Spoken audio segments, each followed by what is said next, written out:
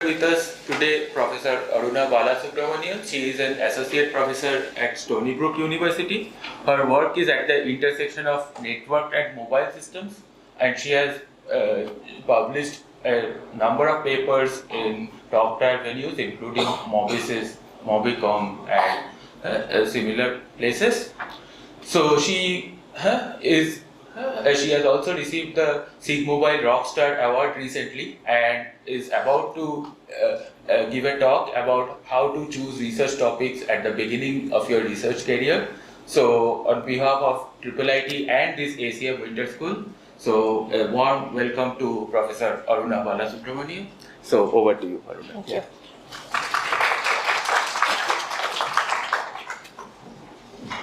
Okay. All right, I suppose the mic works. Okay, so if you are a faculty in the audience, I have to say that this is not a technical talk. This is really geared towards beginning PhD students or those who are planning a PhD career. So I'm really sorry in advance to make you sit for 30 minutes for something you probably already know. But for the rest of you, hello. My name is Aruna Balasubramanian, like Arani said, and I don't know how many of you know this, but Arani is an alumni of Stony Brook. So it's very exciting for me to come back to the university where one of our alumni is, and I'm actually seeing other alumni as well and friends. So it's nice to be here. So this talk is going to be about, first of all, I wanted to preface this by saying that I actually hate giving advice because usually the advice doesn't, different people have different circumstances. It's really hard to see when something will work or something will not work. So you should all take all advice you hear from anybody with a grain of salt, including my own. Some things about my experience and what I have gained. My PhD in 2000. Over how many ever years, what I've gained about how to do your research, and also some mistakes that I've done in the past that also informs me on what to be doing.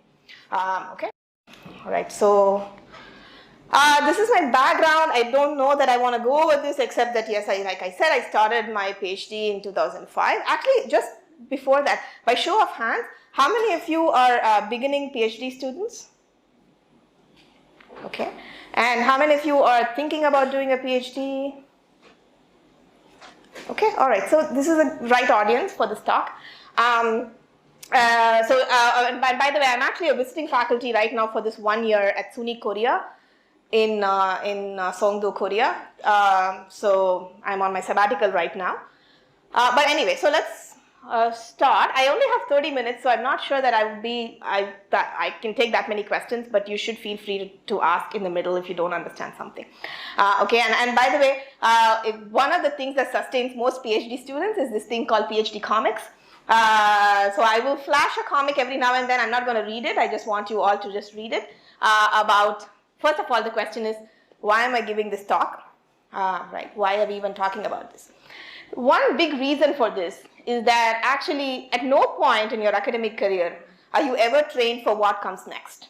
Okay, if you're an undergrad, you're told to focus on your courses and get A's, but like nobody cares whether you get an A when you're doing your PhD. And this actually continues, right? You are told to focus on your research, and then you become a faculty, and suddenly you're supposed to advise students and write grants. You have no idea how to do that, and so. And it goes on and on and on, right? And so it's important, I think, for everybody to know what to expect next. And so, at least in the US, there has been this push towards having these kinds of forums where you talk about what do you expect as an associate professor, what to expect as a full professor, right? At every stage in your career. So that's why I thought that I'll give a talk about how to do your research. I'll talk about three things very briefly, of course. I don't have a lot of time. The first one is how to pick a problem, when to give up on a problem, and what to expect in your first few years of your PhD. Actually, I gave this talk to an audience when they were starting their becoming assistant professors. So we basically modified them to fit this crowd. So anyway, how to pick a problem. Here's a comic. You can look through this before I go next.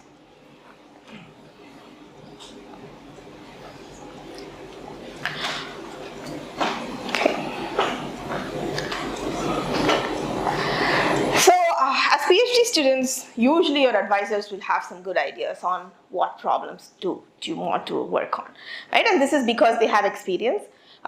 They also sort of know what your background is, so they have some idea. And by the way, there's really no need to take notes on these. You can, yeah, this is really, I can also share the slides, so you can look at the slides later. So, and they also know what your strengths are by the time they've talked to you, so they have some sense for, what problems would be interesting to you. But what they can do is only offer suggestions. Ultimately, it's you who has to decide what problem you want to work on, right? And so that usually comes down to, at least for me, is that you want to focus on some fundamental problems. It's very, very tempting to focus on low-hanging fruits. Or somebody has done A, and I can do this one thing and make it like A plus epsilon. Usually things like that, well, it's okay, you'll get a paper maybe, but people are not going to remember who you are if that's the kind of work you continue doing. I always think that, initially you should work on these fundamental problems. As you go along, in my mind, you really need a portfolio. You should be working on things where you can publish. You should also be working on things that are fundamental. Really, you should be doing everything. That's not a good advice to give. So for beginning PhD students, I think what I would focus on is just focus on the fundamentals. The other thing is, and I don't say this here, but or maybe I don't know, I don't, is that you should really go with your gut. I can't emphasize this enough. You should go with your gut. Whatever feels like you feel passionate about, what you think is interesting or important. It's very, very boring to work on something that you're not interested in. It doesn't matter if it's the most prominent field that is right now, it's the shiny fruit, doesn't matter. You're going to get bored. You might as well work on something that you want to go with your gut. And this is this Helmier's Catechism. I don't know how many of you have seen this, but this is something that they keep flashing at us, especially when we're writing grants. And it's important that you want to answer these questions to see why you're working on what you're working, which is, what are you trying to do? How is it done today? What's the current practice? What's new in your approach? Why do you think it will be successful? Who cares?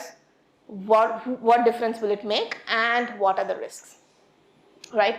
And you want to answer these questions not only because, well, if let's say that the risks are high, it's not that you should drop the problem. It's just that you want to make you understand if those risks are worth taking given what you're going to get out of this. So, this is a very useful. You can actually just look this up, Helmier's Catechism. This is actually again meant for grant writing, but you can sort of look at this as an analogy for doing research as well. Okay, so now you picked the problem. What do we do? Many of you probably know this already, but just to reiterate, I think the first thing you should do absolutely is to read a lot, right? Read on the topic, not necessarily on the problem, but around it. And read as much as you can. I cannot emphasize this enough about how important it is to read papers. But actually, reading is important, but also talking to others is important, especially when you go to conferences. Do not stick with your friends. You should go be talking to other people, asking them what they're working on. Because, and also telling them what you read, right? For example, I'm sure there are reading groups in your universities. You should go to these reading groups and participate in them, ask questions. Because there's nothing like, if you're nothing like trying to explain to somebody what you just read, right? You're going to understand this much, much better. The other thing is grab opportunities and leverage serendipity. I have heard this from many, many people, and I actually have the same experience, which is that a lot of researchers are very serendipitous, right? You hear this stray conversation somewhere, and then it clicks and says, okay, I should be doing this. In fact, for the Sigma Bull Rockstar talk, my entire talk was about how all of my research is essentially serendipitous. I happened to be in a room where somebody was talking about something. I overheard it and I thought, this is a good idea. I should do something about this. Right? So which means that you have to keep your eyes and ears open, but which also means you need to read a lot, because to have that click, you should have read about it before for you to be able to use this. Right, and grab opportunities and keep your head down and work hard. Really, there's no other alternative to it. That's essentially what you need to be doing. And I already said this, which is go with your gut. So I'm just going to give you a very brief example of some of the things that I just said. My PhD topic was on vehicular networks. This was back in the day when you did not have cellular networks, so you only had Wi-Fi. So the idea of my PhD thesis was, oh, I have a bus that's moving around, and I have Wi-Fi access points that I can find on the road. Can I connect to these Wi-Fi access points to connect to the internet? Of course, it will be intermittent, but maybe I can actually do something useful about it. Right? This was from 2005 to 2010, and around 2009, Apple came with their phone. Cellular was no longer an issue, and nobody cared about what I was doing as a PhD student. Right? So this is problematic, and I'll come to that in a bit. But anyway, so I was wondering what I was going to do. I was at this conference called Hot Mobile, and I heard a talk on mobile web performance. I found the talk to be very interesting, so I thought maybe this is something I should do about. And so I went back and started reading more about mobile web performance. The problem was that nobody was working at that time on mobile web performance. This was a one-off. Hot Mobile, by the way, is this conference for hot topics and mobile networks. Usually it is something like, far off, nobody's really doing much about it, and that's how it was. I talked to people, they said, what is there to work on the web browser? You open the browser, it works, who cares? And it was not considered a legitimate networking problem. But luckily for me, I was at the University of Washington at that time. Google was close by, right? And Google obviously was very interested in web performance. And in fact, they had just started a group on doing web performance with this person called Matt Welsh. Some of you might know him. And so I went and spoke to him, and he said, oh, really, it will be nice for academia to do something in this space. And I can tell you some of the pain points we have at Google. And so that's how it started, right? But the thing is, it was an opportunity, and serendipity played a part, but actually we didn't do anything with web performance for quite a while after that. In fact, just a year, we were just studying about browsers, figuring out what it was doing, why is there anything interesting there. And so sometimes it makes sense to not try and publish immediately and try to actually just take the long game.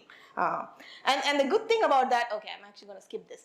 The good thing about that is, and here is another way in which you can pick a problem, which is that once you pick one problem and work on it, other problems will follow, because you can never ever solve the entire problem in one go, right? And so after we did that one thing, we started looking at all sorts of other problems, like why do optimizations work and they don't work in other cases? What is the difference between a mobile browser and a desktop browser? Why do they work differently? What is the bottleneck? Are the bottlenecks the same? It turned out that bottlenecks were very different, but we were doing the exact same thing in both cases, which obviously was not the right thing to do. And so here's another way in which you can pick problems, which is once you pick one problem, you sort of, know what to do next because you've worked on this and you sort of have other problems you want to work on. Of course, eventually you will get bored of it, and then you drop it. So I don't work on web performance anymore. I'm just bored of it. But somebody else can do it. It's fine, right? So, but that's another way in which you can pick research problems. Okay. Of course, I mean, I can't just paint a rosy picture. There are lots of failures. I just told you that my PhD topic was obsolete by the time I graduated. Everywhere I was going and giving a talk, I was giving faculty talks, and they were like, okay, all this is fine, you've done a nice job, but why should we care? This problem is not interesting anymore.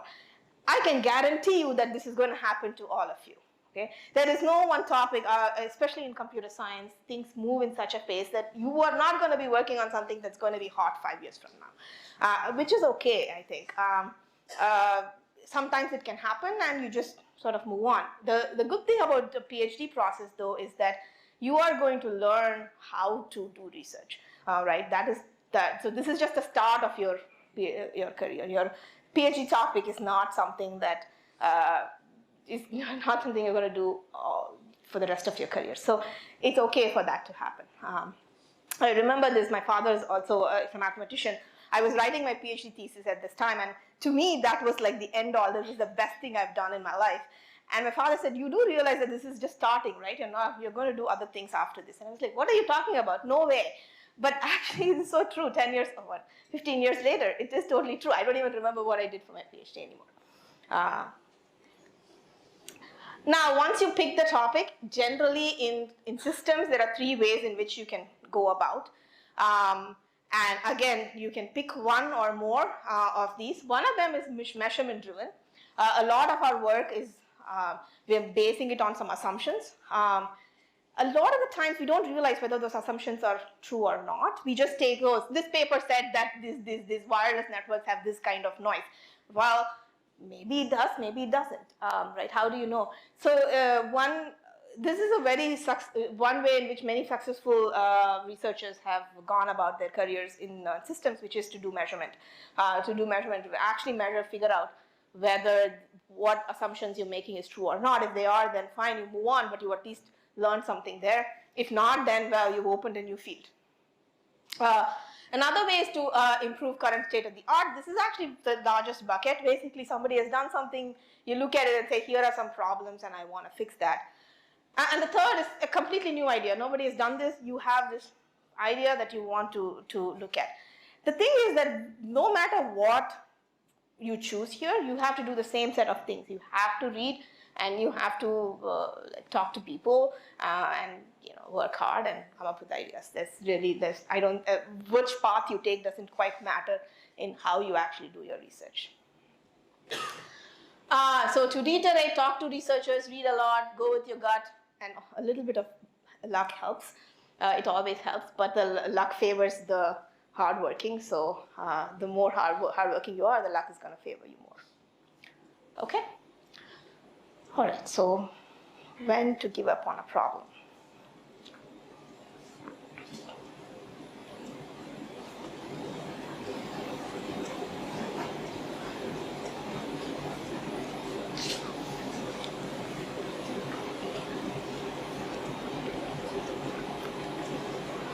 So when to give up on a problem, this is a very hard thing to do. You worked, I don't know, for a year and you realize that this is a dead end. Again, will happen. The only way to do, at least like when you're a professor, the way to, it hurts no matter where you are. But when you're a professor, it's okay. The one way is that you have other things you're doing, so it's okay. But as a student, it's very hard because that's the one thing you're doing. But you have to really realize when you should give up on a problem. And actually when you no longer believe in it. If you cannot defend it, that's the time to give up on the problem, right? Especially when, for example, technology advances makes your work obsolete. It's time to give up. Actually, I had this experience. I was doing an internship at Microsoft Research. Microsoft Research has these 3-month internships. They're pretty intensive.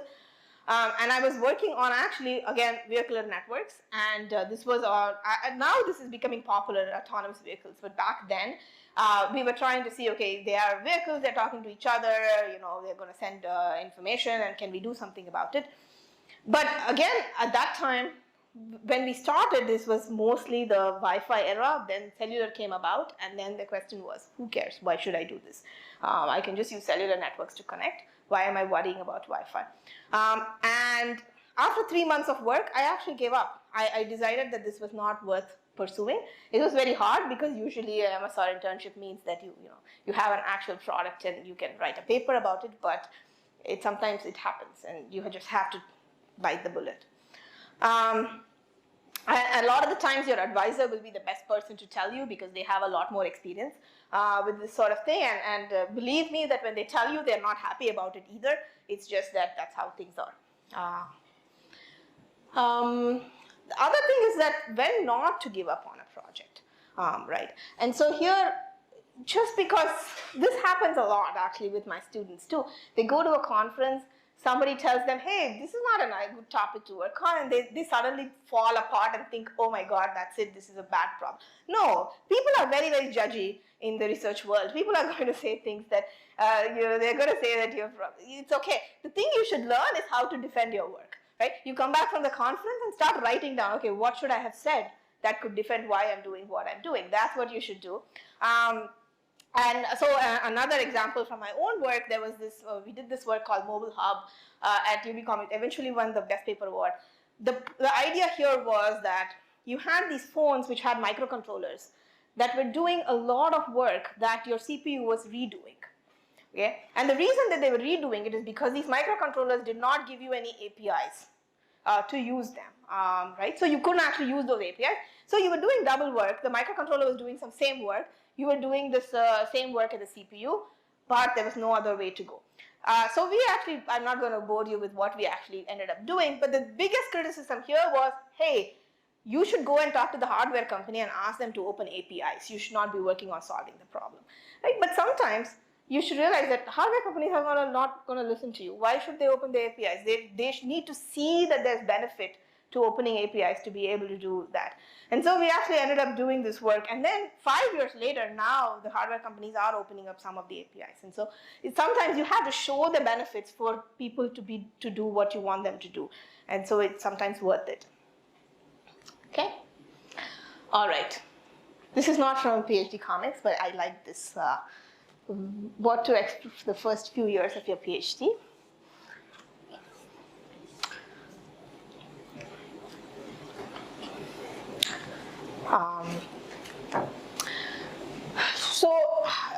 Starting a PhD is a steep learning curve. Actually, I have to say that going to the next level is always a steep learning curve. Starting as an assistant professor is, I would not wish that on anybody now that I've gone past that. And then starting as an associate professor, again, every stage is a steep learning curve, but PhD is more so. And research is hard. But the important thing is it's hard for everybody, right? Everybody finds it difficult. It's not just you. So that's something that it's important to remember. You will face many, many, many failures. Many failures. Like I think when I started my PhD, for 2 years I had the paper rejected 4 times before it actually got accepted. Same thing happened when I was an assistant professor. I thought the thing was over. Now I'm an associate professor. Guess what? Nothing is different. You're going to see a lot of failures. The important thing is to find a mentor. Usually find a mentor that's not your advisor. It's important to talk to other people as well who's not your advisor. Your advisor, of course, is your main mentor, but you also want to learn how to celebrate small successes. You have a workshop paper, rejoice. Somebody says you did a good job writing a review, rejoice. You gave a good talk at your class seminar, rejoice. Right, all of these small successes add up to large successes. So it's important to celebrate them and pick a hobby. Really, I cannot emphasize this enough. Pick a hobby that you can take your mind off of research. That you're not thinking about it all the time. The other thing is you are going to compare yourself with others. Don't look at other people's Google Scholar pages. This is not healthy or helpful in any way. It doesn't matter what their H index is. You just want to do your work. Right? This is the most important thing. And most of all, you should enjoy the process. There's no point in spending 5 years of your life doing something that you're not enjoying. Before I finish, I just wanted to talk a little bit about the PhD opportunities at Stony Brook as well as at SUNY Korea. So I don't know how many of you know Stony Brook. Stony Brook is in Long Island. And it's the biggest state university in New York area. Every state has its own state university. Stony Brook is the biggest. And it's been around for a long time, since 1969. It's a very nice campus. It's a lot of fun. And there are many, many major inventions that were done. So this is just some of them. But yeah, there are people who do graphics, there are people who do security, people who do networking and systems, and people who do vision. Vision is huge, all sorts of things. So do apply. I think for now the application is probably past the application period, but even for next year, if it's something of interest, you should apply. Now, if you don't want to come or go all the way to the US, SUNY Korea is a branch of Stony Brook. They are accepting applications until January 15th. So this is in Korea. They have some research areas in networking, vision, machine learning, and so on. It's a smaller school, but sometimes it's better because you have more individual attention because it's smaller. Yeah, there are many grants available. You also get to go to Stony Brook for a year during your PhD. And so this is some and actually the cost of living is quite low in SUNY Korea compared to the US, for example. Here is some information about contacts. Again, I'll ask Arani to forward this slide deck to you all so you can take a look and if you're interested. Okay, I think that's all I have. Thank you for your time.